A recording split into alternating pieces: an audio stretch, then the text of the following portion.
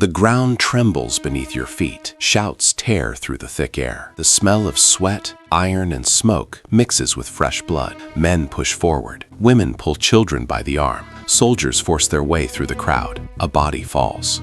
Another trips over it. No one stops. Rome does not wait. Rome never waits.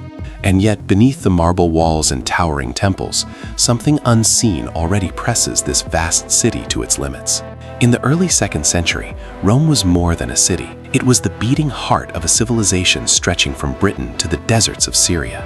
More than 1 million people shared its streets, markets, and towering buildings. Under powerful emperors who ruled as living gods, the empire stood at its height. Roman roads connected continents. Ships crossed seas loaded with grain, oil, wine, slaves, and news. Rome appeared eternal, unshakable. But every system built on scale and power demands a price. And the question hanging over this city was unavoidable. What did survival truly cost inside Rome? It is easy to imagine Rome as already decaying, morally corrupt, destined to fall. But in the 100s, that image is misleading. The city was thriving. Trade expanded. Construction never stopped.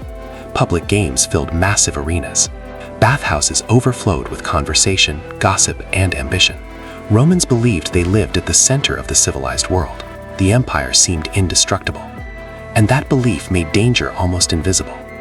Rome was not collapsing. Rome was at its peak. Daily life followed strict layers. The wealthy lived in spacious homes with inner courtyards, fountains, and colorful mosaics.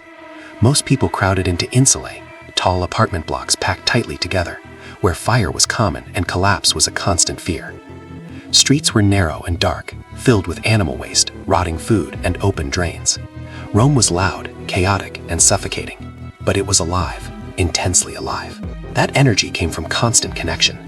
Grain from Egypt fed the city, spices arrived from the east.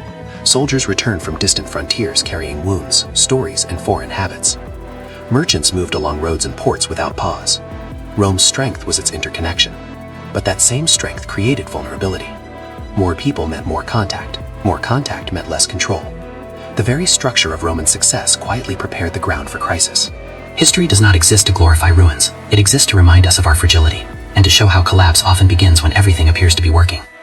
Here we look to the past not to admire what was lost, but to understand the present and prepare for what comes next.